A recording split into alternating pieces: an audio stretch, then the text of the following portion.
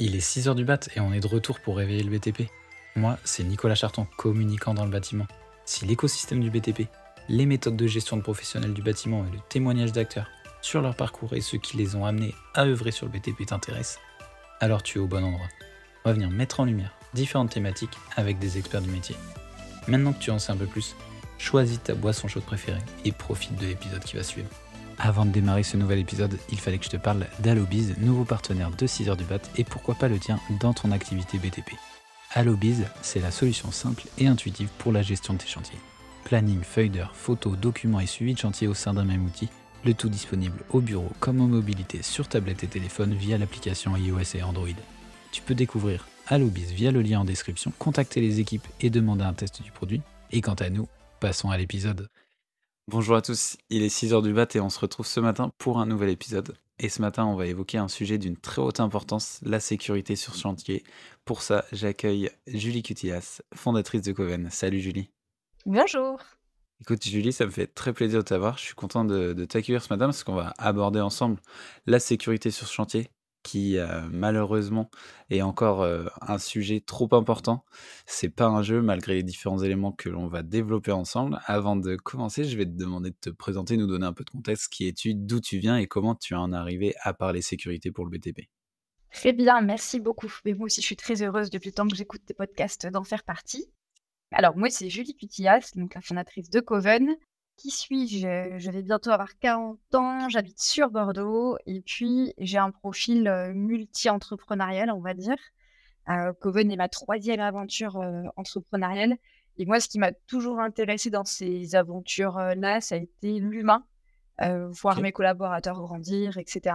Et du coup, tout naturellement, la prévention des risques, je l'ai découverte sur le terrain. C'est pas quelque chose que j'ai appris à l'école mais c'est un sujet qui forcément m'a intéressée, sans savoir mettre le bon mot dessus au départ. Et puis Ok. après, j'ai découvert le domaine QSU, on va dire. Ok. Et donc ça, du coup, tu l'as appliqué à notre fabuleux secteur qu'est le BTP. Tu, Exactement. tu as, tu as une activité qui se dirige notamment, c'est pour ça que je te reçois ce matin pour parler sécurité et parler sécurité sur les chantiers. Donc on va introduire un peu ce qu'est Coven, si tu veux nous dire ce que vous y faites, qu'est-ce que ça correspond, à quoi ça correspond Coven, et c'est quoi la genèse de ce projet, même si tu as Oui, commencé à esquisser un peu les contours. oui, oui. Donc, ma précédente entreprise, c'était un restaurant, donc finalement rien à voir avec le BTP. Ok. Si ce n'est que j'ai commencé à y appliquer des principes de prévention sans savoir ce que je faisais. C'était juste pour moi du bon sens et de la bienveillance finalement envers les collaborateurs. Et puis, un jour, une préventrice a glissé un œil dans la cuisine et m'a dit: «Ah, c'est cool, tu fais de la prévention?» «Ah bon?» Mm. Et donc on a commencé à en parler. Elle m'a un petit peu expliqué les contours de ce métier-là. Ça m'a forcément beaucoup intéressée. Et du coup, quand j'ai revendu mon resto, je me suis dit que voilà, c'était un sujet qui m'intéressait, que je connaissais pas. J'ai creusé un peu en faisant notamment de l'intérim et notamment dans des groupes du BTP. Alors pas des postes de préventrice, hein, bien sûr, j'avais pas le diplôme. Mais voilà, je me suis beaucoup intéressée à la prévention, j'ai jeté un œil et puis je me suis dit que, ce qui m'intéressait moi dans la prévention, c'était le facteur humain et puis en creusant un peu, je me suis rendu compte que peut-être que le facteur humain, c'était le plus important, de la prévention, plus que les Ok. moyens techniques Ouais. ou matériels. Et c'est comme ça qu'est née l'idée de Coven. Donc Coven, aujourd'hui, c'est une entreprise qui a 5 ans, c'est un organisme de formation en prévention des risques professionnels. Je suis bien sûr entourée, de préventrices. C'est que Ok. des femmes dans mon équipe en préventrice, donc qui elles, sont diplômées du secteur et cetera. Et on a décidé de s'intéresser aux facteurs humains et d'adresser cette problématique-là principalement. Donc Ok. Ouais. toutes nos actions sont dirigées, sur ce facteur humain. Mm, mm. Ouais, t'as parlé de deux choses qui sont très représentatives du secteur BTP. Déjà, t'as pris connaissance du secteur bâtiment via l'intérim, un mode contractuel qui est très très présent Oui, sur le bâtiment. Et t'as parlé aussi de facteur humain, qui est aussi un des plus gros points forts et des points qui m'ont le plus attiré vers ce secteur aussi. C'est beaucoup d'humains sur un chantier, beaucoup de personnes qui œuvrent ensemble, qui travaillent ensemble, parce qu'un chantier de bâtiment, c'est jamais quelque chose que tu fais tout seul, même si oui, tu vas avoir ton corps d'état à toi ou autre. Il y a encore beaucoup trop de risques qui sont sous-évalués sur ces chantiers, malgré tous ces éléments. C'est quoi les éléments, sur lesquels toi, à ton niveau et avec Coven, les éléments liés à la sécurité, vous êtes, au plus proche des acteurs? Avec qui, vous travaillez? Qu'est-ce qu'ils doivent prêter attention au niveau sécurité? C'est quoi tes premières actions de prévention? Alors nous, la façon dont on travaille, comme je vais le répéter, enfin, on s'intéresse vraiment aux facteurs humains. Donc en fait, on a des outils de sensibilisation qui, pour nous, passent beaucoup par, le jeu, le ludique. Alors des jeux qui sont pas infantilisants, des jeux qui sont experts puisqu'ils sont développés par un binôme préventrice game designer. Donc les principes généraux de prévention, les Mmh. procédures, on les connaît bien et en fait, ces outils qu'on a développés, nous, l'objectif, c'est pas qu'ils soient très techniques. C'est pas ça, parce OK. qu'on va sur différents chantiers, on s'adresse à différents corps d'État et puis au-delà de ça, on ne travaille pas qu'avec le BTP. Mais notre OK. objectif, c'est qu'ils viennent interpeller le facteur humain.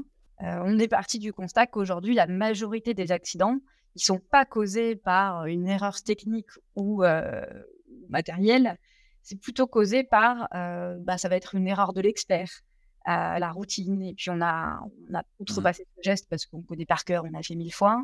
La volonté de bien faire, de respecter des délais qui font qu'on va, outrepasser certaines procédures, mal utiliser du matériel. Donc en fait, nous, voilà, on a décidé de centrer l'action sur l'humain, la façon de faire et cette fameuse culture sécurité. Mmh mh. Et il y a une culture sécurité qui est quand même, très présente dans le bâtiment, tu vois? Il y a quand même, une notion comme tu dis, qui est que tout le monde est conscient un peu du Oui, risque techniquement, de ce que ça peut être, comment ça peut être engageant physiquement un chantier, mentalement ou autre. ouais. Mais par contre, en effet, il y a des éléments extérieurs qui font que la sécurité, dans le bâtiment reste, des fois un peu, pas pas sous-estimée, mais, peut être impacté par d'autres facteurs comme, par exemple, les délais qui sont de plus en plus courts, le Ouais. fait qu'on au bout de 10 ans de chantier, on se dit, ouais ça, ce quart d'heure sécurité, peut-être qu'on va en faire, plus que 10 minutes parce que du coup, ça fait 15 ans qu'on répète Mmh. les mêmes choses. Mais, comme tu dis, il y a quand même une grosse notion de prévention et il y a beaucoup de choses qu'il faut toujours garder en tête parce qu'il y a, là j'ai les chiffres, devant moi, mais les principales causes des accidents dans le BTP, c'est souvent, soit de la manutention manuelle Mmh. et donc du coup qui est liée à l'humain, soit, des accidents liés à l'outillage aussi, donc, de l'utilisation et ça c'est pareil, c'est de la prévention, c'est toujours, répéter un peu les mêmes gestes et savoir aussi, les prévenir et ça c'est des enjeux que vous avez pris en compte vous chez Coven et que vous essayez de mettre en avant, par Qu'on essaye, différentes d'adresser, façons, ouais. quoi. Ouais, qu'on Mmh mh. essaie d'adresser parce que vraiment on part du constat que les personnes qu'on a en face de nous, d'abord, sont des techniciens, souvent ce sont des experts. Quand ce ne sont pas des experts, en tout cas, ils sont meilleurs que nous, parce que Mmh. nous, on est préventeurs. On n'est pas, moi je suis pas électricienne, on n'est pas couvreur, voilà. Ouais. Donc on part du principe que les gens, sont au courant des risques et c'est franchement tout le temps vrai, qu'ils savent pourquoi la prévention existe, pourquoi les procédures, les EPI, les EPC et cetera existent, mais Mmh qu'à mh. un moment donné, si on décide d'outrepasser, une règle ou de mal utiliser un matériel, c'est pas parce qu'on est bête ou parce qu'on est borné, c'est plutôt parce qu'on a envie de bien faire ou Mmh mh. parce qu'on est, un peu, on a ces œillères de l'expert où on se dit: «Je sais» et du coup, l'analyse de l'environnement, elle est pas toujours faite, au plus précis parce qu'on a l'impression de savoir et d'avoir déjà fait cette manipulation, 40 fois et d'ailleurs, on se base beaucoup, sur les neurosciences. On travaille beaucoup OK. avec les neurosciences pour ça. Il y a notamment des ouvrages de référence, d'Isabelle Simonetto notamment, Mmh mh. là-dessus, qui arrivent à expliquer et à décrypter, pourquoi on a ces œillères, parce que, quand on comprend pourquoi on a des œillères, c'est plus facile de les enlever, quand on comprend le mécanisme. Donc on essaye aussi de faire comprendre aux gens le pourquoi on a des œillères et c'est pas la Ouais. bêtise. Ça s'explique par la neuroscience, tout simplement et on les a tous et toutes ces œillères. J'aime bien faire le parallèle avec la sécurité routière, le téléphone au Ouais. volant, on sait que c'est pas bien, Bien sûr. néanmoins, il y en a quand même beaucoup qui l'utilisent et Mmh mh. encore et on a tendance à le faire des fois en se disant: juste cet appel. Ah, je Ouais, réponds juste à ce texto» et ouais. parce qu'on est sur un trajet qu'on connaît, parce que Ouais, c'est ce que j'allais dire, c'est un peu, ça le 1er risque sécuritaire sur chantier, c'est de penser enfin, c'est la connaissance, c'est l'expertise, être un sachant. Par exemple, avoir 10 ans de chantier, ça veut dire avoir eu 10 ans de quart d'heure de sécurité avant le début du chantier ou autre. Donc on a l'impression de savoir et c'est ça le plus gros risque, c'est d'être, dans la confiance, quoi. Enfin, Alors c'est il c'est un tr ouais, c'est à la fois un risque et à la fois un truc très bien sur le chantier d'être confiant sur son activité, mais en même temps, c'est là où tu vas faire le moins attention à certaines choses exactement, qui, ouais, ouais, à ton début de carrière ou au moment où on exactement. te les a dit la première fois, tu les avais en tête, quoi. Alors ce qui est important à souligner aussi pour, compléter ça, c'est oui, il y a cette erreur de l'expert.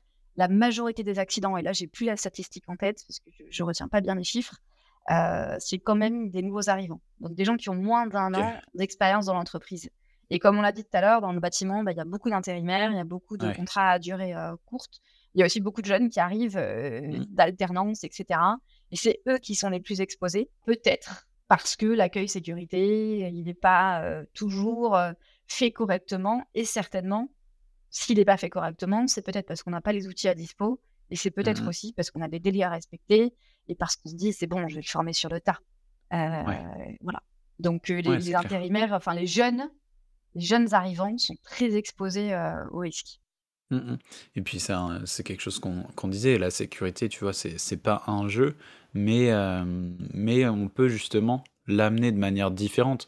Enfin, tu vois, moi je parle j'ai répété plusieurs fois ce mot, mais le quart d'heure sécurité, c'est un peu un truc que tu as entendu 1000 fois si tu es arrivé sur chantier.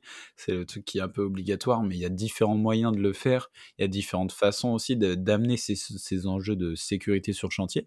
C'est quoi les différents moyens que vous amenez, vous, auprès des compagnons, auprès des gens sur le terrain pour, sensibiliser à ces enjeux de sécurité et faire en sorte qu'ils soient appliqués de manière, ludique justement et plus sur, quelque chose de très, théorique avec, bah, on passe en revue les éléments clés et puis après, bah, voilà, on sort de la base vie et puis on va directement sur chantier. Mmh. Comment vous les mettez en place?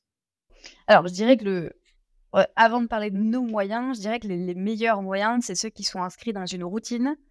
OK. Peu importe le support à la limite et ce qui va compter, c'est d'arriver à mettre en action les gens, à faire participer et à se renouveler à intervalles réguliers parce qu'effectivement, si on fait le même quart d'heure sécurité, tous les mois, il a de moins en moins d'impact au fur et à mesure. Donc enfin, ça, c'est pour moi, le truc un peu généraliste et nous, OK. effectivement, avec Coven, on propose différents moyens de sensibilisation. On a des moyens qu'on va déployer, sur des journées sécurité, des journées qui sont un petit peu banalisées et dédiées à ça et là, on amène des jeux grandeur nature. L'objectif, c'est que visuellement, ben, on impacte, Ouais. qu'on donne envie de participer, qu'on suscite la curiosité et ça déjà, quand on a suscité l'envie de participer, bah, je dirais qu'on a rempli, quasiment, 80 de la mission Mmh mh. parce qu'on sait que quand on vient parler sécurité, c'est pas toujours, perçu comme le truc le plus, sympa, Bien sûr. Et sympa du monde. parce qu'on a l'impression qu'on sait aussi. C'est C'est un ça. peu toujours ce truc-là, c'est que c'est comme, quand tu dois refaire tes validations de formation ou autre, Mmh. tu vois? Quand tu fais ton CACES, la première année et que tu refais ton autre CACES ou autre, enfin, tu as l'impression que tu l'as déjà fait. Du coup, inconsciemment, tu te dis: «Bah, je vais pas passer du temps sur ce sujet-là» ou Oui. encore un sujet sécurité, mais là, du coup, c'est là que tu fais appel à toutes tes connaissances, justement, sur cette partie, bah, plus mentale, plus, Exactement et plus, c'est là aussi neurologique, quoi. que nos animateurs, qui sont formés par nous, qui sont hyper fidèles, on a les mêmes depuis, quasiment 5 ans, ils se placent dans une position où ils disent bien qu'ils sont pas sachants. Ils sont pas là Ouais. en tant qu'experts, ils sont pas là, pour apprendre quelque chose.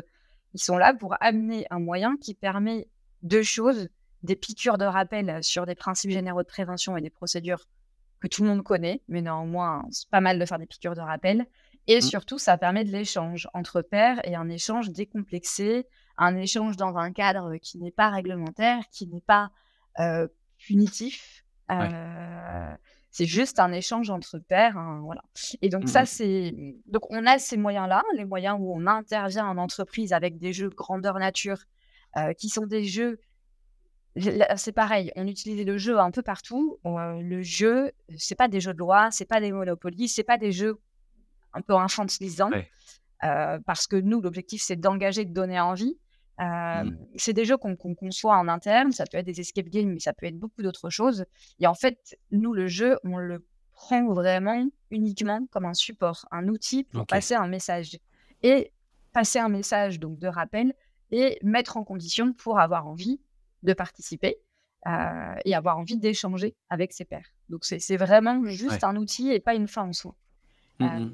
Donc ça, c'est le premier moyen et ensuite on a développé d'autres moyens, dont un moyen, qui est assez récent et qui a pour objectif d'accompagner les entreprises dans leur quotidien et donc dans ces fameux quarts OK. d'heure sécu notamment, Bien sûr. comment on se renouvelle, comment on fait pour changer un petit peu du PowerPoint ou du quiz ou voilà et bien on a développé une collection de jeux de société qui est rapide à installer, qui est facile à installer, qui nécessite pas des moyens, extraordinaires à part une table. C'est ce qu'on appelle les box prévention et chaque OK. box va, développer une thématique exactement comme dans un quart d'heure sécu. La durée, elle est modulable entre 20 minutes et 1 heure, donc ça dépend du temps qu'on a en face de soi et ça permet, pareil, l'objectif, c'est que l'animation ne repose pas sur une seule personne, et que tout le monde se mette en action lors de ce moment de sensibilisation. Mmh mh. Donc voilà Ouais, des donc il y des a exemples. ouais, en gros, il y a un gros sujet que vous avez pris en compte, c'est que du coup, la sécurité, c'était l'affaire, aussi de tous, clairement et de faire en sorte que, qu'il y ait pas, ce côté, justement en fait, je pense qu'il y a un gros biais sur l'aspect sécurité au moment des réunions. C'est que à partir du moment où c'est vraiment théorique et descendant, où c'est vraiment de la consigne, en fait, il y a un moment, l'humain, Le cerveau, se il déconnecte. absorbait plus les consignes comme, il pouvait le faire au moment où il était en apprentissage ou au moment où il était au début Ouais, de sa carrière. C'est qu'il il fonctionne différemment et du coup l'aborder par le jeu, pas forcément sur, quelque chose vraiment comme on l'entend le jeu avec, comme tu disais, un jeu de loi, un plateau ou quoi. C'est vraiment gamifier le fait de, gamifier la compréhension aussi et la transmission d'informations, sur la sécurité par, quelque chose qui va stimuler différemment la ouais. personne en face, l'esprit un peu de compétition, l'esprit de recherche et de challenge qui vont faire que tu vas t'intéresser de manière plus évidente à des questions de sécurité que si on t'avait dit: «Bah, écoute, voilà, là, au tableau, ça, c'est les 15 consignes. Écoute, on passe, en revue chaque consigne, ce matin». Oui, oui. Même si c'est des choses qu'il faut continuer à faire, bien évidemment. Mais quand tu as des gros sujets de sécurité et que tu dois former un maximum de personnes, peut-être que l'intérêt et le curseur doit être placé sur d'autres solutions, quoi. Et puis il y a des études qui ont prouvé qu'on retient beaucoup mieux, quand on fait, quand on pratique, Mmh. que quand on est passif. Je crois qu'on Bien retient sûr. 10 de ce qu'on écoute, Mmh mh. alors que quand on pratique, ça monte à 75 ou 80. Voilà, Ouais. donc Non, c'est clair et puis avec ces sujets de taux d'attention aussi, de concentration qui baissent, oui, de plus en plus, sur un sujet aussi important et essentiel que la sécurité sur chantier, il faut trouver des alternatives aussi à tout ça et puis évoluer avec, oui, les puisque enjeux, les enjeux et la société, en fait. ouais, Enfin, bien ce qui sûr. marchait à 20 ans ne marche plus aujourd'hui et c'est normal et donc il faut Mmh. se renouveler et en permanence. Ouais, non, mais très très clair et du coup, tu as commencé un peu à en parler aussi, mais donc avec qui vous travaillez? C'est qui les référents, par exemple, avec qui vous allez, aborder ces sujets? Avec quel, type d'entreprise aussi vous avez déjà implanté ces solutions? Moi, je les avais vus en présentation justement aux journées, de l'innovation du 3CA BTP, Ouais. un acteur avec qui vous travaillez et avec qui d'autres, vous avez, des relations privilégiées, avec qui vous poussez ce genre de solutions? Alors, on est, partenaire de l'accélérateur, santé prévention, qui est porté par OPPBTP, les 3CA BTP, la SMA BTP et voilà, je crois. Mmh. Donc déjà, on dialogue beaucoup au quotidien, avec l'OPPBTP et effectivement les 3CA BTP.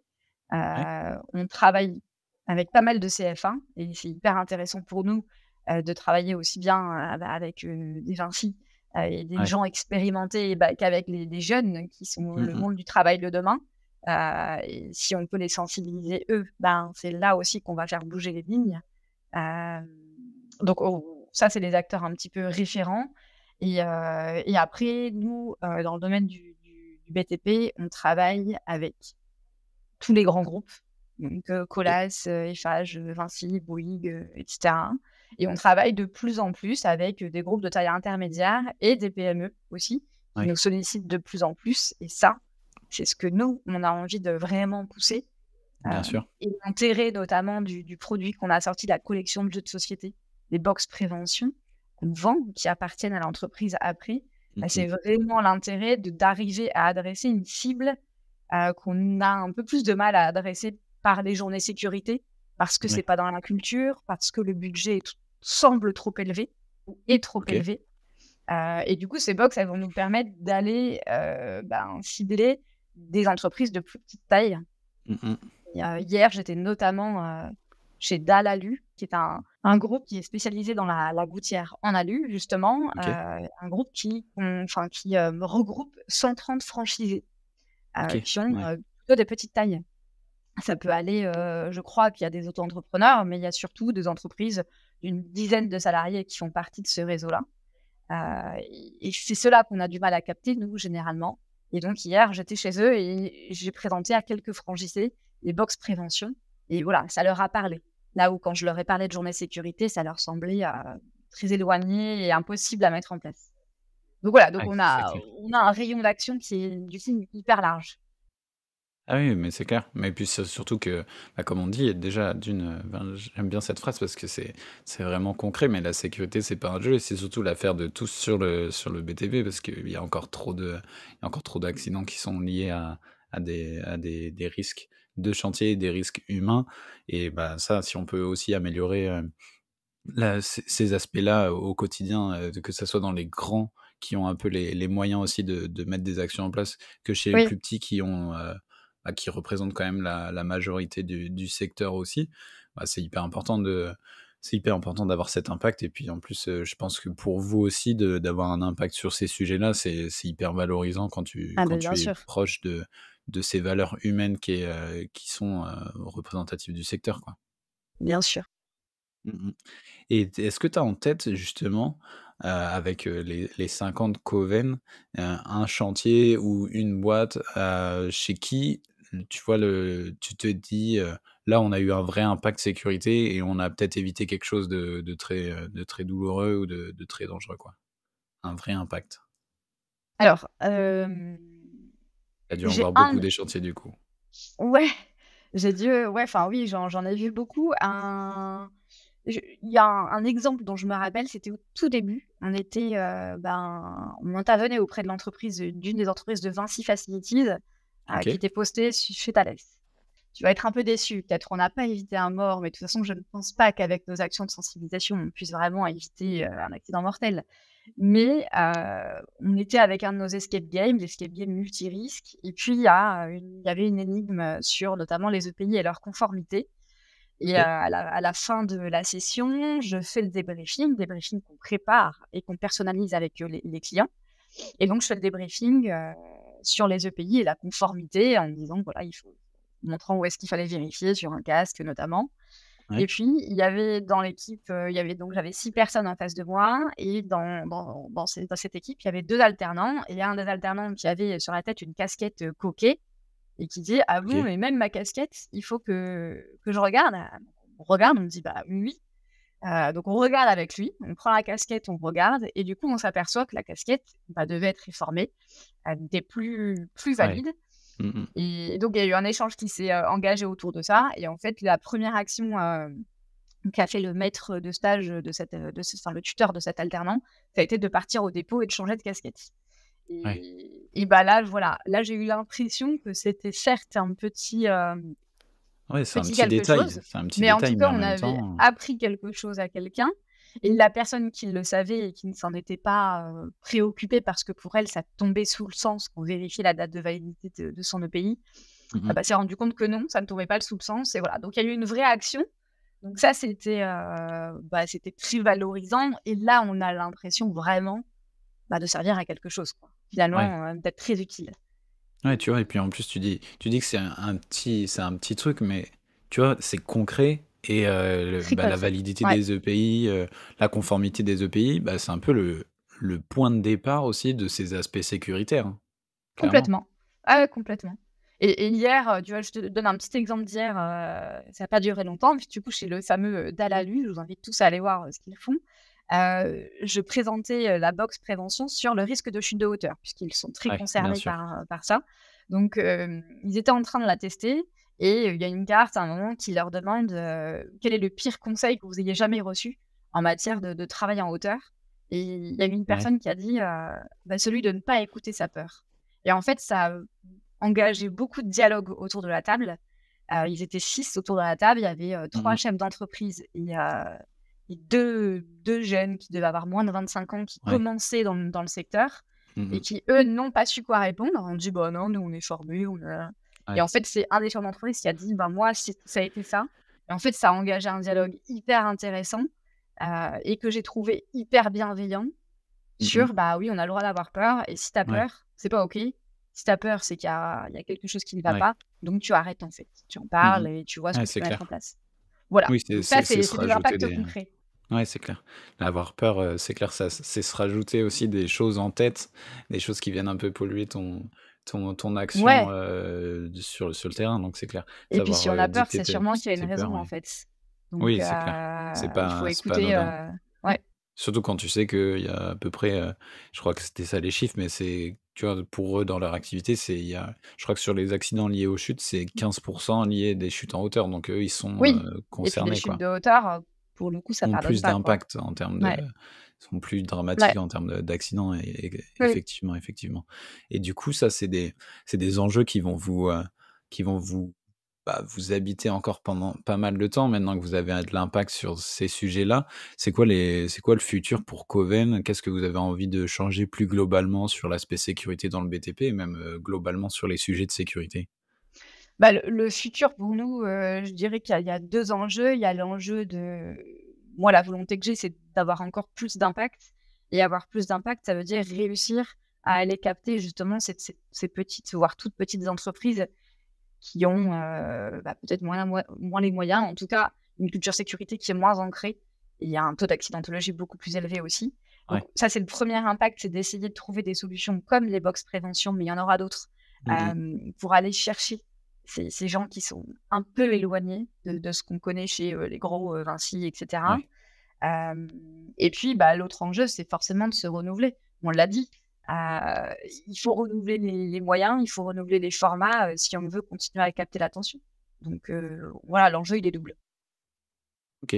Ouais, parce que du coup, enfin, on l'a quand même évoqué, mais avoir, de l'impact chez les gros, c'est très bien, avoir de l'impact chez les plus petits, c'est encore mieux, mais faire en sorte que les entreprises du secteur soient de plus en plus autonomes et de plus en plus à même de pousser ces solutions, de leur fait, sans avoir besoin forcément de prendre un formateur Coven ou de prendre, Exactement. quelqu'un, sur une journée et du coup de prendre un peu plus de temps.